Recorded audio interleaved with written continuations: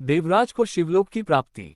शंकर जी बोले, हे महाभाग सूत जी, आप धन्य हैं, परमार्थ तत्व के ज्ञाता हैं, आपने कृपा करके हम लोगों को ये बड़ी अद्भुत एवं दिव्य कथा सुनाई है। एक, हमने ये पापनाशिनी, मन को पवित्र करने वाली और भगवान शिव को प्रसन्न करने वाली अद्भुत कथा सुनी। 2, भूतल पर इस कथा के समान कल्याण का सर्वश्रेष्ठ साधन दूसरा कोई नहीं है, ये बात हमने आज आपकी कृपा से निश्चयपूर्वक समझ ली।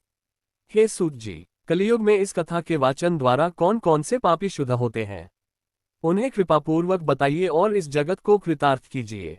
3-4, इस पर सूत जी बोले, हे मुने, जो भी मानव पापी, दुराचारी, क्रोध तथा काम क्रोध इत्यादि में सदा डूबे रहने वाले हैं, वे भी इस पुराण से अवश्य शुद्ध हो जाते हैं।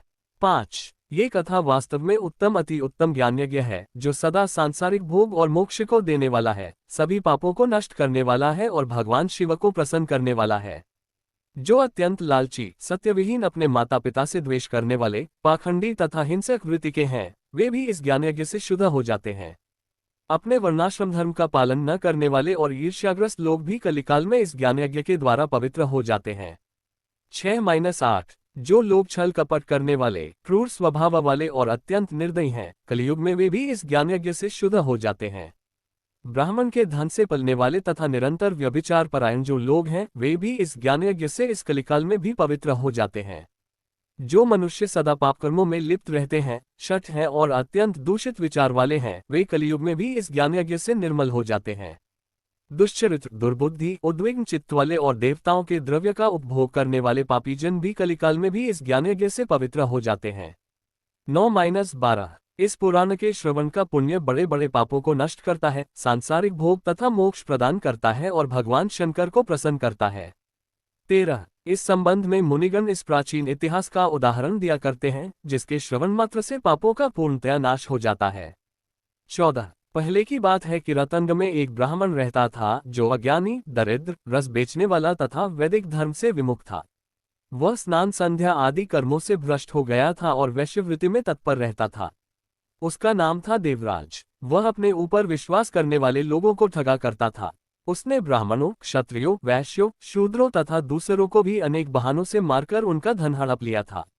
बाद में उसने अधर्म से बहुत सारा धन अर्जित कर लिया, परंतु उस पापी का थोड़ा सा भी धन कभी धर्म के काम में नहीं लगा। 15-18, एक दिन वह ब्राह्मण एक तालाब पर नहाने गया। वहां शोभावती नाम की एक वेश्या को देखकर वह अत्यंत मोहित हो गया। वह सुंदरी भी उस धनी ब्राह्मण को अपने वशीभूत हुआ जानकर प्रसन्न हुई। आपस में वार्तालाप से उनमें प्रीति उत्पन्न हो गई। उस ब्राह्मण ने उस वेश्या को पत्नी बनाना तथा उस वेश्या ने उसे पति बनाना स्वीकार कर लिया। इस प्रकार कामवश होकर वे दोनों बहुत समय तक विहार करते रहे। 19-21, बैठने, सोने, खाने पीने तथा क्रीड़ा में वे दोनों निरंतर पति पत्नी की तरह व्यवहार करने लगे। अपने माता पिता तथा पत्नी के बार बार रोकने पर भी पापकृत्य में संलग्न वह ब्राह्मण उनकी बात नहीं मानता था।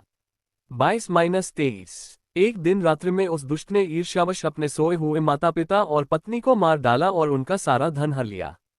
वेश्या में आसक्त चित्त वाले उस कामी ने अपना और पिता आदि का सारा धन उस वेश्या को दे दिया।